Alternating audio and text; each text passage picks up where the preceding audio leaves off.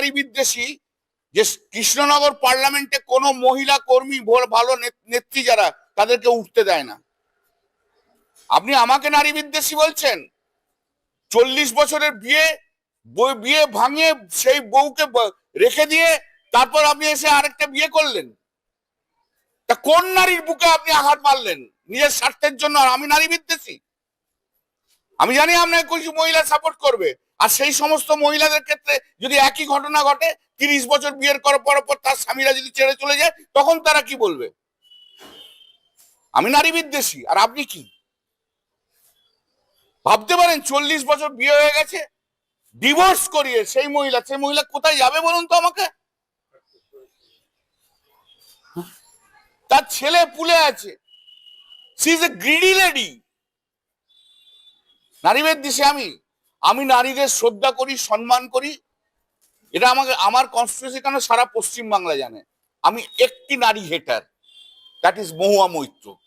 I hate her. এরা কবে রাজনীতি এসছে? এর শুরু কি? এ তো রাহুল গান্ধীর বান্ধবী বলে তো কৃষ্ণনগরে কংগ্রেসের পলিটিক্স করতো, তারপর 2011 থেকে চলে এলো। একজন সিনিয়র এমপি আমাকে বলেছিল বা আমাদের বলেছিল সেই সময় যে তার বিধানসভার কেন্দ্রে দিদি ওর নাম প্রপোজ করেছিল। সেই সিনিয়র এমপি বলেছে না, ওকে চলবে না। তখন আরেকজন মহিলার নাম প্রপোজ করেছিল, তাকে অ্যাকসেপ্ট করেছে, সে এখন মন্ত্রী।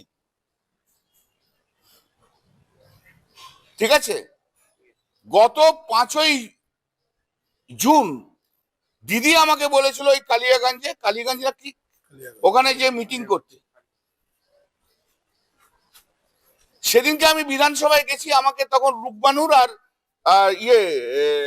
উজ্জ্বল আমার কাছে এসে বলল, ববির ঘরে বসে তখন আমি, যে এরকম মহুয়া মৈত্র বলে দিয়েছে প্রেসিডেন্ট, আইপ্যাক কে বলে দিয়েছে কল্যাণ ব্যানার্জির এখানে ঢোকা চলবে না। ঠিক আছে, উনিও বাইরে ফরেন কান্ট্রিতে বসে বসে সব কন্ট্রোল করছেন। তারপরে আইপ্যাক বলেছে কল্যাণ ব্যানার্জিকে আনা যাবে না, যেহেতু আমি দিদিকে যে জিজ্ঞেস করলাম আপনি কি বারণ করেছেন, ওরা বলছে যে আপনি বারণ করেছেন। তখন দিদি প্রতীকজনকে ফোন করে, প্রতীকজন বলছে যে Mahua Moitra being a president, উনি বাধা দিচ্ছেন যে কল্যাণ ব্যানার্জি যাতে না যায়, এবং আমাদের ধারণা যে উনি কল্যাণ ব্যানার্জি যদি ওখানে যায় উনি স্যাবোটেজ করবেন। এই হচ্ছে মহুয়া মৈত্র। জয়প্রকাশ মজুমদার কাছে বক্তৃতা দিতে, জয়প্রকাশ মজুমদারকে অপমান করে ছাড়িয়ে দিয়েছে ওর নিজের লোকেদের দিয়ে। ববি হাকিম গেছে, কিভাবে তাদের লোকেদের দিয়ে তাদের দুর্ব্যবহার করা হয়েছে সবাই জানে। এসব 2011 পর এসছে, 2016-তে এমএলএ হয়েছে, তৃণমূল কংগ্রেসের ভালো সময় এমএলএ হয়েছে, এবং তারপর এমপি হয়েছে, এবং এমপিশিপটাকে পুরো ভেঙে খাচ্ছে। এর কাছে আমি নারী বিদ্বেষী শুনতে হবে না। যে নিজে না একটা নারীর সংসার ভেঙে যে একজন পুরুষকে বিয়ে করে, এই বয়সে এসে 65 বছরের বয়সের পুরুষকে আমি তাকে মনে করি না যে একে কোনো সুস্থ মনস্ক নারী বলে। এই আসল নারী বিদ্বেষী। এই নারী বিদ্বেষী কথা বলে নিজের ফায়দা লুট। প্রিয় দর্শকবৃন্দ, ভিডিওটি দেখলেন, আপনারা দেখছেন বাঙালির স্বর নিউজ মিডিয়া। বাঙালির স্বর শুধু সত্যটা কয়। আজ বাঙালির স্বরে আপনাদের সাথে আমি রয়েছি ডক্টর রয়। ভিডিওটিতে একটা ঝগড়া দেখলেন, কলতলার ঝগড়া। এটা প্রথম নয়, এ ধরনের কলতলার ঝগড়া আজ পশ্চিমবাংলার মানুষ এটা দেখতে দেখতে অভ্যস্ত। দুজনই এমপি ইন্ডিয়ান পার্লামেন্টের, কল্যাণ ব্যানার্জি এবং মহুয়া মৈত্র। মমতা ব্যানার্জি মুখ্যমন্ত্রী, টিএমসি নেত্রীর এরা ডিসাইফেল। এরা শিখেছে কিভাবে ঝগড়া করতে হয়।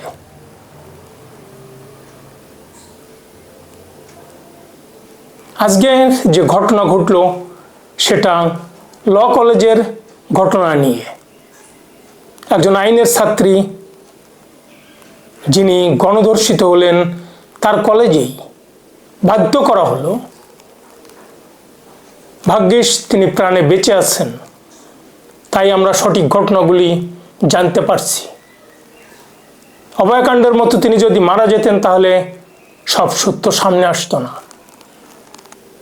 এখানে এই কল্যাণ ব্যানার্জি মন্তব্য করেছিলেন যে যদি সহপাঠীরা তাকে রেপ করে, যারা প্রোটেকশন দিবে, তাহলে কার কি করার আছে, পুলিশ কি করবে? পুলিশ তো আর কলেজে থাকবে না। এবং তিনি এও বলেছিলেন, রাত জাগো দিন জাগো, উপায় নেই। মানসিকতা যদি পরিবর্তন না হয় পুরুষের, তাহলে এর থেকে উদ্ধার পাওয়ার কোনো উপায় নেই। সাথে তিনি এও বলেছিলেন, মহিলাদের এই সমস্ত পুরুষদের এগেনস্টে রুখে দাঁড়াতে হবে। এটা পশ্চিমবাংলার মানুষ, ভারতের মানুষ সহজভাবে নেয়নি। এটা গ্রহণযোগ্য নয়, রিডিকুলাস। তিনি দায়িত্ব থেকে মুক্তি পেতে চাইলেন এবং যারা ধর্ষিত হলো তাদেরকে অ্যাটাক করলেন, দায়িত্ব তাদের উপরে দিলেন। তিনি মিথ্যা বললেন যে সহপাঠী, আসলে যে রেপ করেছে তারা একজন প্রাক্তনী এবং আর যে দুজন সে পড়ুয়া। মহুয়া মৈত্র এটাকে ডিসক্রাইব করেছেন নারী বিদ্বেষ হিসেবে। ঠিকই বলেছেন, মহুয়া মৈত্র কল্যাণ ব্যানার্জিকে নারী বিদ্বেষী বলেছেন। এর বিচার করা আমার দায়িত্ব নয়। প্রিয় দর্শকবৃন্দ, আপনারাই বিচার করবেন। কারণ এই মহুয়া মৈত্র একজন বিতর্কিত এমপি। বিতর্ক সবসময় বিতর্ক তার পিছু ছাড়েনি। তিনি সাংবাদিকদের বলেছিলেন 2 পয়সার সাংবাদিক।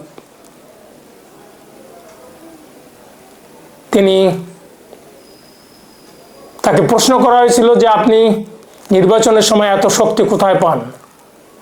কোনো রাগ ঢাক না রেখেই তিনি বলেছিলেন দৈনিক যৌন জীবন। তিনি পার্লামেন্ট থেকে বরখাস্ত হয়েছিলেন মোদী সরকার দ্বারা, শুধুমাত্র পার্লামেন্টের অ্যাক্টিভিটি বহির্বিশ্বে ছড়িয়ে দেওয়ার জন্য, যেটা কিনা against the law of the land. ডেমোক্রেসিতে তিনি আবার জিতে পার্লামেন্টে গিয়েছেন। আজকের যে ঝগড়া, ল কলেজের ঝগড়া কল্যাণ ব্যানার্জি এবং মহু মৈত্রের ভিতরে, সেটা নতুন কিছু নয়। গত এপ্রিল 2 মাস আগে একই রকমের ঝগড়া পুরা দিল্লি, ভারতকে অ্যাফেক্ট করেছিল। ইস্যু ছিল শুধুমাত্র একটা মিষ্টির দোকান খোলা নিয়ে পার্লামেন্টে। কল্যাণ ব্যানার্জি বলতে চেয়েছিলেন বিশ্ব বাংলার লোগো থাকতে হবে, কিন্তু মহুয়া মৈত্রের ফরে যারা এবং মহুয়া মৈত্র তার এগেনস্টে ছিলেন, সেই ঝগড়া একই রকমভাবে কলতলার ঝগড়া, কিন্তু সেটা ছিল আরো বিভৎস। সেই ক্যাওয়াসে নেমে পড়েন সৌগত রায়, কীর্তি আজাদ, ড্রেক ওব্রায়ন, সাগরিকা ঘোষ, তারাও এমপি। শেষ পর্যন্ত হাতাহাতি থেকে বাঁচতে হয় একে অপরকে, সবাইকে।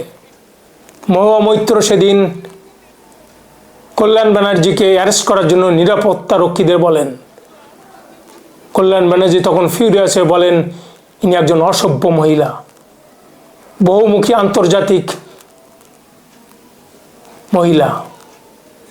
আরও বলেছিলেন, সুন্দরী এবং ফটর ফটর করে ইংরাজি বলতে পারলেই কাউকে অপমান করা যায় না।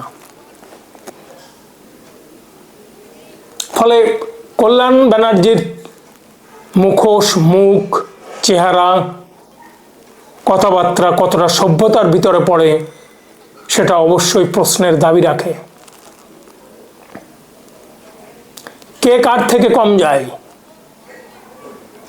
এ প্রতিযোগিতা চলতে থাকবে। কারণ কল্যাণ ব্যানার্জি এবং মহুয়া মৈত্র একে অপরকে সহ্য করতে পারেন না। তাদের যে প্রতিযোগিতামূলক মনোভাব সেটা কোনোভাবে শেষ হয়নি, শেষ হবে না। সেদিন মহুয়া মৈত্রকে অসভ্য বলে গালি দিয়েছেন, তার চেহারা নিয়েও কথা বলেছেন। তিনি ইংরাজি বলতে পারেন কিনা সেটাও নিয়ে কথা বলেছেন। কিন্তু আজ যেটা বললেন মহুয়া মৈত্র সম্পর্কে কল্যাণ ব্যানার্জি, এটা আরো নিন্দনীয়। সম্পূর্ণ তার পার্সোনাল ফ্যামিলি ইস্যু নিয়ে কটাক্ষ করলেন। তিনি এও পর্যন্ত বলে ফেললেন, আই হেট মহুয়া মৈত্র। ঠিক আছে, তিনি ঘৃণা করতেই পারেন, সেটা ডেমোক্রেসিতে মানুষের সামনে প্রকাশও করতে পারেন, কিন্তু তার ফ্যামিলি ইস্যু নিয়ে কথা বলাটা অ্যাকসেপ্টেবল নয়। এটা সভ্যতার নিরিখে, সভ্যতা থেকে অনেক দূরে। Civil society can't accept that. তিনি কোথায় বিয়ে করবেন, কার সঙ্গে সংসার করবেন, কত বয়সে সংসার করবেন, এ সমস্ত এই পরিসরে বলার জায়গা খুব কমই আছে। তিনি একথা বলতে পারেন যে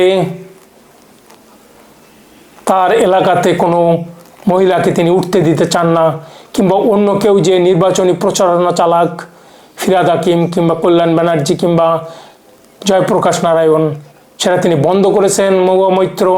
এ সমস্ত সমালোচনা করতে পারেন, কিন্তু তার ফ্যামিলি ম্যাটারকে আঘাত করা, সেটা জনসমক্ষে প্রকাশ করা, কে কার বান্ধবী, কে কত বয়সে বিয়ে করেছে, কার সংসার ভেঙে বিয়ে করেছে, কাকে তিনি আঘাত করেছেন, এত কথা বলা সিভিল সোসাইটিতে অ্যাকসেপ্ট করে না।